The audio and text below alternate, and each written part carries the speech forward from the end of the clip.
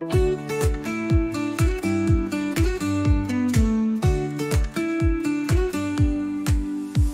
di sini bersama dalam kelas penuh harapan. Ciamis angkatan 10, guru penggerak penuh impian. Fasilitator. Assalamualaikum warahmatullahi wabarakatuh. Pada kali ini saya bersama dengan Ibu Kepala SMP Negeri 2 Cisaga akan berbincang-bincang mengenai bagaimana beliau mengambil keputusan yang didasarkan pada nilai-nilai kebajikan sebagai seorang pemimpin. Assalamualaikum Ibu. Waalaikumsalam. Selamat pagi. Maaf mungkin saya akan sedikit mengganggu waktu. Iya. Pada kali ini saya akan mungkin sedikit berbincang-bincang dengan Ibu mengenai bagaimana cara Ibu mengambil keputusan yang didasarkan pada nilai-nilai kebajikan sebagai pemimpin di sekolah ini. Baik Ibu, ada beberapa pertanyaan yang akan saya ajukan kepada Ibu. Yang pertama adalah selama ini bagaimana Ibu dapat mengidentifikasi kasus-kasus yang merupakan dilema etika ataupun itu adalah merupakan bujukan moral? Ya, terima kasih Bu Esa ya. Yang pertama, pengalaman saya dalam mengambil keputusan itu pertama kita melakukan identifikasi dulu dari kasus-kasus, apakah kasus tersebut merupakan kasus dilema etika ataupun bujukan moral. Dan kemudian yang kedua, saya juga harus memahami tentunya ya apa yang dimaksud dengan dilema etika atau juga kasus bujukan moral. Kemudian selanjutnya saya juga jika menghadapi kasus dilema etika yang memang kebetulan ya di sekolah ini rata-rata kasus yang muncul adalah kasus dilema etika. Nah, tentunya saya jika mengalami kasus tersebut itu kita menghadapi situasi di mana terdapat dua atau lebih kemungkinan pilihan tindakan yang semuanya memiliki konsekuensi moral yang tidak menyenangkan. Ya. Dalam dilema etika, seringkali tidak ada pilihan yang benar ya secara mutlak, dan kita harus memilih antara dua kepentingan yang sama-sama penting dan dua kebermanfaatan yang sama-sama bermanfaat. Tentunya kita harus pandai memilih, dan juga saya tidak tidak ego, tentu akan bersama-sama dengan Bapak dan Ibu guru. Dari paparan Ibu berarti baik itu dilema etika ataupun bujukan moral mungkin semuanya itu pasti mengandung konsekuensi ya Bu ya. Iya. Dalam mengambil keputusan. Baik Ibu, pertanyaan yang selanjutnya, selama ini bagaimana Ibu menjalankan keputusan di sekolah, terutama untuk kasus-kasus di mana ada kepentingan yang sama-sama benar atau sama-sama mengandung nilai kebajikan Bu? Iya, dalam mengambil keputusan di sekolah, terutama untuk kasus-kasus yang melibatkan dua kepentingan yang sama-sama benar, saya mengambil keputusan dengan menggunakan pendekatan berbasis nilai. Ya, saya mempertimbangkan kebermanfaatan dan kerugian dari setiap opsi dan bagaimana keputusan tersebut akan mempengaruhi semua pihak yang terlibat. Saya juga melihat kebijakan yang dapat membantu dalam keputusan yang adil dan seimbang. Nah, diskusi dengan teman Wakasek atau perwakilan Bapak Ibu guru itu menjadi bagian penting ya, sebagai bahan pertimbangan, dan kemungkinan dengan diskusi ini nilai pertimbangan akan muncul menjadi lebih banyak. Baik, jadi untuk ini mungkin jelas bahwa untuk pengambilan keputusan diskusi itu merupakan hal yang penting ya Bu ya. Betul, betul sekali. Ya. Baik Ibu, untuk pertanyaan selanjutnya, Setelah ibu mengambil keputusan, kemudian langkah-langkah atau prosedur seperti apa yang biasa ibu lakukan selama ini, Bu? Terima kasih. Nah, langkah-langkah atau prosedur yang telah saya tempuh ya dalam mengambil keputusan tentunya sangat banyak ya. Yang pertama, kita mengumpulkan dulu informasi ya. Informasi itu kita ambil dari yang bersangkutan ya. Nah, saya mendengar apa pendapat dan keinginan dari yang bersangkutan. Kemudian yang kedua, saya mengumpulkan informasi dari rekan kerja ya, dengan meminta pendapat, baik itu masukan, pendapat dan juga pertimbangan dari rekan kerja ya. Tentunya ini juga merupakan data tambahan ya. Kemudian yang ketiga, saya juga menyampaikan regulasi ya yang ada yang mengatur tentang pegawai ya. Kemudian yang keempat, saya menyampaikan pemahaman dan pertimbangan dalam menentukan keputusan kepada rekan kerja saya, baik itu Wakasek ataupun juga Bapak Ibu guru. Yang jelas pasti akan ada nanti yang merasa dirugikan ataupun juga ada yang kecewa, karena pasti itu pilihan ya, ada salah satu ya.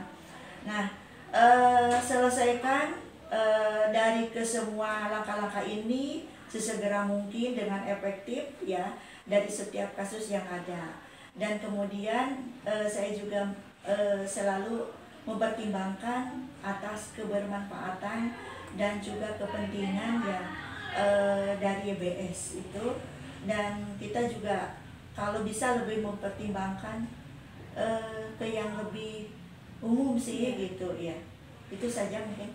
Jadi langkah-langkah yang sudah Ibu banyakkan lakukan itu banyak ya Bu ya, dan dan itu sudah merupakan konsekuensi Ibu mungkin ya Bu ya sebagai pemimpin dalam hal mengambil keputusan, memilih mana yang lebih bermuatan untuk yang lebih banyak ya Bu ya. Walaupun memang mungkin nanti tetap akan ada yang merasa dikecewakan atau dirugikan. Betul ya. Baik Ibu, kemudian hal-hal apa saja yang selama ini Ibu anggap efektif dalam pengambilan keputusan pada kasus-kasus yang merupakan dilema etika, Bu? Iya, terima kasih.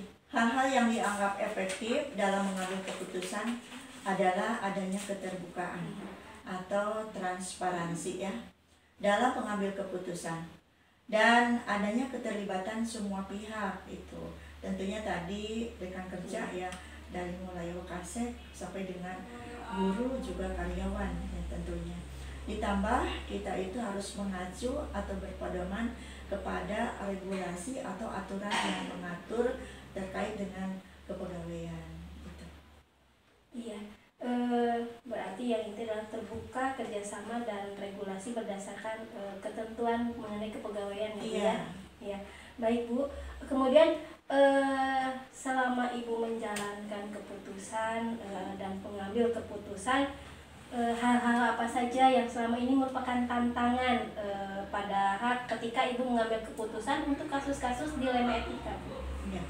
Nah ini yang paling yang paling sulit sebenarnya ya, tapi kita jalani aja dan berproses. Nah ini terkait dengan tantangan yang selama ini ada dalam mengambil keputusan pada kasus-kasus dilema etika adalah bagaimana cara menyampaikan dasar pertimbangan dalam mengambil keputusan kepada semua warga sekolah, dan bagaimana semua warga sekolah dapat memahami pertimbangan kenapa keputusan itu dapat diputuskan. Nah, jika semua sisi dipertimbangkan dan saling memahami antar semua warga sekolah, maka sebuah keputusan tentu akan diterima bersama. Jadi intinya bagaimana cara menyampaikan dasar pertimbangan dan mengambil keputusan kepada semua warga, dan yang kedua bagaimana rekan-rekan bisa memahami. Itu mungkin tantangan yang berat ya Bu ya sebagai seorang pemimpin untuk mengambil suatu keputusan yang kita anggap bermanfaat untuk semua orang ya Bu ya. Lalu bagaimana, apakah ketika ibu menyelesaikan kasus, apakah ibu memiliki jadwal tertentu untuk penyelesaian kasus dilema etika, atau ibu menyelesaikannya di tempat, atau memiliki jadwal yang sudah ditentukan, terus bagaimana bentuk dan prosedur yang ibu jalankan? Ya, cara saya menyelesaikan kasus terkait di kasus dilema etika ya, sebenarnya tidak ada jadwalnya ya, karena kasusnya juga datang dengan tiba-tiba dan tidak terjadwal. Mudah-mudahan sih tidak ada kasus ya itu di sekolah kita.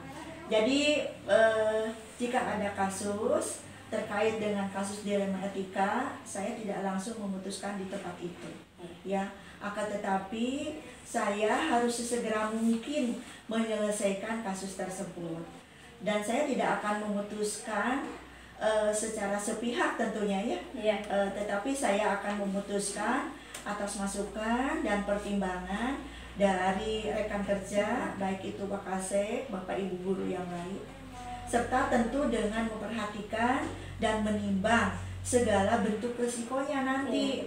Karena setelah itu ya tentu kita semua ini akan ada yang rugi, akan ada yang kecewa ya.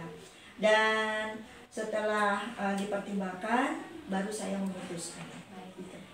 Jadi pada penyelesaian kasus mungkin tidak terjadwal, tapi ibu menyelesaikannya secepat mungkin ya Bu ya, supaya kasus itu mungkin tidak berlarut-larut. Dan berdasarkan apa yang ibu paparkan, ibu tetap berkoordinasi dengan rekan-rekan yang ada di sekolah. Baik ibu, kemudian adakah seseorang atau faktor-faktor yang selama ini membantu ibu untuk mempermudah dalam pengambilan keputusan yang merupakan dilema etika, Bu? Ya, tentu ada ya, Bu Esa ya, yaitu rekan kerja ya. Semua rekan kerja yang ada di satuan pendidikan atau di sekolah kita ini adalah rekan kerja ya, gitu. Dan juga yang lainnya adalah atasan tentunya ya. Atasan ini yang mana selalu memberikan petunjuk, bimbingan dan juga gitu. Kemudian ibu dari semua paparan yang sudah ibu sampaikan, dari mulai bagaimana ibu mengidentifikasi, kemudian ibu mengambil keputusan dan jadwalnya, pembelajaran apa yang bisa ibu petik dari pengalaman ibu selama ini dalam mengambil keputusan yang merupakan dilema etika? Ya, pengalaman yang saya ambil tentu sangat banyak ya. Salah satunya adalah bahwa dalam pengambilan keputusan perlu ada keseimbangan antara analisis rasional dan empati. Penting untuk menjadi pertimbangan adalah dampak dari setiap keputusan. Saya harus terbuka dan saya harus selalu komunikasi dengan semua pengambil keputusan. Karena tentunya sekolah ini bukan milik saya pribadi, tapi sekolah ini merupakan sebuah sistem ya, lingkaran yang saling berkaitan. Jadi sekali lagi saya tidak berani memutuskan sendiri, tapi membutuhkan masukan dan pertimbangan dari itu. Ibu terima kasih, dan dari paparan yang sudah ibu sampaikan, ibu sudah mengambil keputusan yang menurut saya benar-benar mengandung nilai-nilai kebajikan ya sebagai pemimpin. Dan memang seperti kita ketahui ya Bu, bahwa menjadi seorang pemimpin bukanlah sesuatu yang mudah ya Bu, apalagi ketika mengambil keputusan. Dan ibu sudah mengambil keputusan yang ibu pikir itu memiliki makna yang besar untuk semua orang dan meminimalisir supaya keputusan yang ibu ambil tidak merugikan seseorang. Ibu terima kasih atas waktunya. Mudah-mudahan untuk ke depan kita bisa berbincang-bincang lagi untuk berbagai masalah yang merupakan masalah yang ada pada pemimpin pembelajaran. Terima kasih. Baiklah, sekian percakapan saya dengan Ibu Kepala SMP Negeri 2 Cisaga mengenai pengambilan keputusan yang berdasarkan pada nilai-nilai kebajikan sebagai seorang pemimpin. Assalamualaikum warahmatullahi wabarakatuh.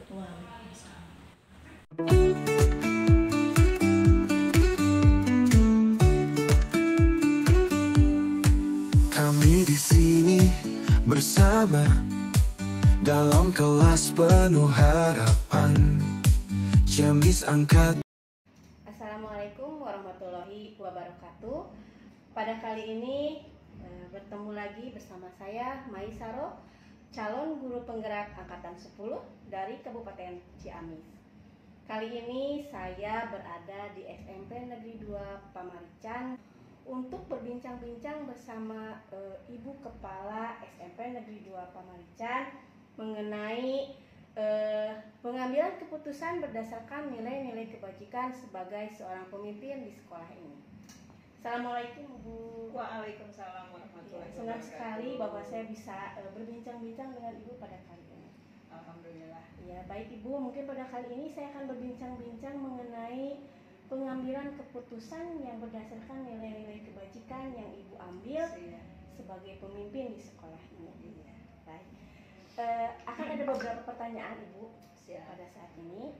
Yang pertama adalah selama ini bagaimana Ibu dapat mengidentifikasi kasus-kasus yang merupakan dilema etika atau bujukan moral? Baiklah, terima kasih Bu Esa sudah mengunjungi sekolah kami. Alhamdulillah bisa berbagi.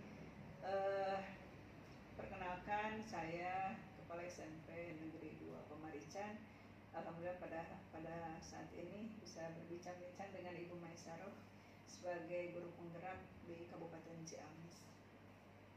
Baiklah, identifikasi kasus dilema etika ya. Selama ini saya dapat mengidentifikasi kasus-kasus yang merupakan dilema etika atau bujukan moral melalui beberapa tanda. Yang pertama, biasanya ada konflik antara dua nilai atau prinsip yang sama-sama penting, seperti kejujuran dan kerahasiaan. Kemudian yang kedua, adanya perasaan tidak nyaman atau ragu-ragu dalam membuat keputusan seringkali menjadi indikator bahwa yang dihadapi adalah dilema etika. Jadi pada prinsipnya identifikasi kasus dilema etika, kita bisa mengidentifikasi bahwa kasus-kasus dilema etika itu adalah kasus-kasus yang berdasarkan antara benar vs benar. Sedangkan kasus-kasus yang merupakan bujukan moral itu adalah kasus-kasus yang didasarkan pada benar vs salah. Itu mungkin kalau kita mengidentifikasikan kasus dilema etika itu mungkin. Iya, mungkin berarti bahwa identifikasi dilema etika itu adalah antara benar melawan benar dan bujukan moral itu adalah antara benar dan melawan sesuatu yang salah. Ya, baik Ibu. Lalu selama ini apakah Ibu atau bagaimana Ibu menjalankan pengambilan keputusan di sekolah Ibu, terutama untuk kasus-kasus di mana ada dua kepentingan yang sama-sama benar atau sama-sama mengandung nilai kebajikan? Betul, boleh.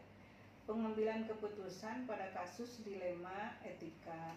Nah, di sini dalam pengambilan keputusan-keputusan yang ada di kami, yang ada di sekolah kami, terutama untuk kasus-kasus yang melibatkan dua kepentingan yang sama-sama benar, ini yang disebut dengan kasus dilema etika. Kami atau saya menggunakan pendekatan-pendekatan berbasis nilai. Saya mempertimbangkan juga didasarkan pada ada rasa kepedulian atau ada juga rasa empati, rasa simpati gitu ya. Kemudian menghormati gitu, menghargai dan mempertimbangkan juga manfaat dan kerugian dari setiap opsi atau setiap pilihan keputusan yang kami ambil dan bagaimana keputusan-keputusan tersebut akan mempengaruhi semua pihak yang terlibat. Kami juga melihat apakah ada kebijakan atau pedoman yang dapat membantu dalam membuat keputusan yang adil dan seimbang gitu ya. Tentu saja itu keputusan melalui diskusi-diskusi dengan tim kerja kami gitu. Ada tim kerja yang memastikan semua sudut pandang yang harus dipertimbangkan. Itu mungkin. Berarti mungkin banyak segi ya Bu ya, betul, untuk mengambil keputusan ini dan beberapa dimensi. Lalu kemudian Bu, langkah-langkah atau prosedur seperti apa yang biasa Ibu lakukan selama ini? Langkah-langkah atau prosedur yang biasa kami ambil di sini, yang biasa kami lakukan biasanya dimulai dengan mengumpulkan informasi sebanyak mungkin tentunya tentang kasus-kasus yang kami hadapi atau kasus-kasus yang ada melalui langkah-langkah. Misalnya langkahnya kita mengenali dulu ada tidaknya gitu nilai-nilai yang saling bertentangan. Kemudian menentukan juga siapa saja yang terlibat dalam kasus-kasus ini gitu, kasus tersebut. Kemudian juga mengumpulkan fakta-fakta yang relevan tentunya dengan kasus tersebut untuk pengambilan keputusan. Baru kemudian saya membuat keputusan dan keputusan itu nantinya akan saya refleksi juga gitu ya. Pengambilan keputusan itu di kasus untuk pengambilan keputusan tersebut yang sama di kasus-kasus yang sama untuk selanjutnya gitu. Saya juga sering melakukan konsultasi dengan pihak-pihak yang lebih berpengalaman tentunya dalam pengambilan keputusan dalam kasus tersebut, yang juga memiliki otoritas dalam hal pengambilan keputusan. Selanjutnya saya juga membuat keputusan berdasarkan analisis tersebut dan memastikan untuk mengkomunikasikan keputusan tersebut dengan jelas kepada semua pihak yang terlibat tentunya. Mungkin banyak ya Bu ya langkah supaya kita membuat keputusan yang menurut kita adalah paling bijak. Betul. Bu. Langkah-langkahnya banyak sekali, tapi mungkin sebagiannya kita bisa ambil ya, tidak perlu semua langkah kita ambil untuk mengambil suatu keputusan. Lalu hal-hal apa saja yang selama ini Ibu anggap efektif dalam pengambilan keputusan pada kasus-kasus dilema etika, Bu? Hal-hal yang dianggap efektif gitu ya dalam mengambil keputusan pada kasus-kasus khususnya kasus dilema etika, antara lain adanya transparansi gitu ya dalam proses pengambilan keputusan. Jadi keterlibatan semua pihak yang terlibat dan adanya pedoman atau kebijakan yang jelas tentunya.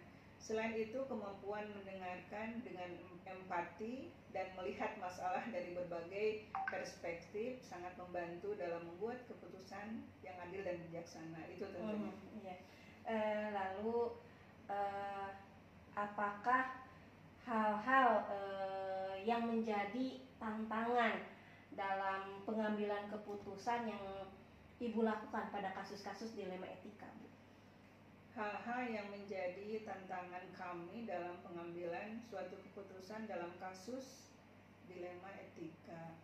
Nah, tantangan yang utama dalam pengambilan keputusan pada kasus-kasus dilema etika di sini adalah adanya konflik antara nilai-nilai yang sama-sama penting gitu ya, yang sama-sama penting. Selain itu ada juga tekanan-tekanan yang berada dari pihak-pihak yang berkepentingan gitu ya, dan ketidakpastian tentang dampak jangka panjang dari keputusan yang diambil juga sering menjadi kendala. Itu mungkin jadi memastikan bahwa keputusan yang diambil harusnya tidak merugikan gitu pada siapapun. Iya.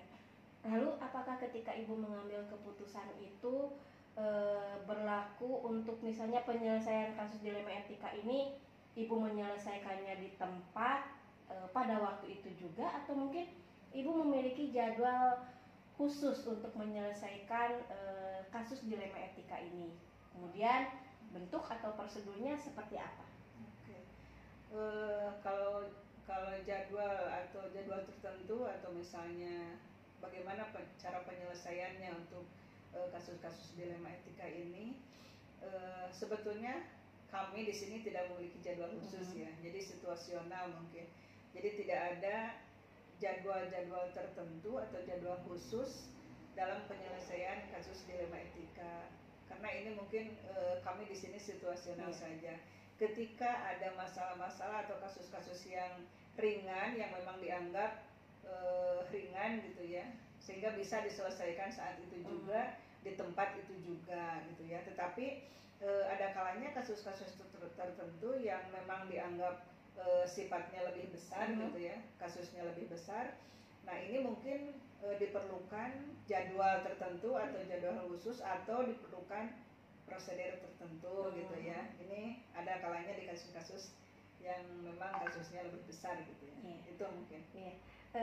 Lalu Bu, adakah seseorang atau mungkin faktor-faktor yang selama ini mempermudah atau membantu Ibu dalam pengambilan keputusan dalam kasus-kasus dilema etika, Bu?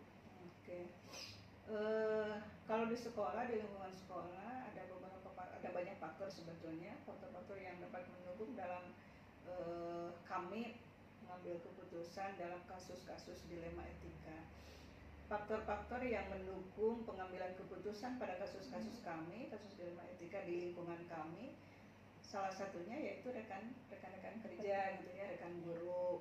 Di sini kan ada bisa guru itu kadang-kadang guru itu menyelesaikan kasus di tempat gitu ya, di mana mereka mengajar di kelas. Ketika ada kasus mereka bisa menyelesaikannya sendiri gitu ya. Tapi dengan ketika ada kasus-kasus yang memang dibutuhkan, misalnya ada dengan rekan-rekan yang lain, ada juga kan ada guru BK gitu, ada kesiswaan, itu juga membantu semua gitu dalam menyelesaikan setiap kasus yang ada. Itu mungkin. Jadi mungkin Bu, karena ini adalah sekolah suatu sistem mungkin ya Bu ya, bahwa pekerja itu tidak bisa sendiri ya Bu, betul. Sekolah itu begitu adalah juga dengan sistem lembaga. Ya begitu juga dengan pengambilan keputusan ya Bu ya, banyak faktor yang bisa mempengaruhi pengambilan keputusan dalam satu lembaga. Dari semua hal yang sudah Ibu sampaikan, pembelajaran apa yang bisa Ibu petik atau Ibu ambil atau kita jadikan sebagai pengalaman ya dalam hal Ibu mengambil keputusan ya. Dari pembelajaran yang dari kasus-kasus yang pernah ada, yang pernah kami tangani sehingga kami harus membuat suatu keputusan, banyak sekali pembelajaran yang kami jadikan pengalaman gitu ya. Nah, dari semua pengalaman-pengalaman yang pernah saya lalui, yang kami lalui di sini, kami belajar bahwa pengambilan keputusan dalam kasus dilema etika memerlukan keseimbangan antara analisis rasional dan emosional gitu ya, dan empati gitu. Nah, penting sekali untuk selalu mempertimbangkan dampak dari setiap keputusan dan berusaha untuk membuat keputusan yang adil dan bijaksana. Itu mungkin yang betul-betul menjadi pelajaran bagi kami. Jadi saya juga belajar bahwa transparansi gitu ya, komunikasi dengan semua pihak itu sangat penting dalam proses pengambilan suatu keputusan, sehingga nantinya memastikan bahwa semua pihak itu memahami gitu ya setiap keputusan yang kami ambil. Gitu. Baik, Ibu, perbincangan yang saya lakukan ini benar-benar membuat saya juga menambah pengalaman ya Bu ya, bahwa mengambil keputusan yang harus berdasarkan nilai kebajikan bagi Ibu seorang pemimpin itu mungkin bukan hal yang mudah ya Bu ya. Betul. Banyak hal yang harus Ibu lakukan, langkah-langkah dan kemudian faktor-faktor yang mempengaruhinya. Terima kasih Ibu atas perbincangan kita pada kali ini. Mudah-mudahan untuk lain waktu bila saya membutuhkan bantuan dari Ibu, mungkin saya akan meminta bantuan. Berbagi ilmu, betul Ibu ya, betul, berbagi ilmu. Baik Ibu, terima kasih untuk waktunya. Baik, sekian bincang-bincang antara saya dengan Ibu Ida Nurhayati, SPD MPD yang merupakan Kepala Sekolah dari SMP Negeri 2 Pamarican. Assalamualaikum warahmatullahi wabarakatuh.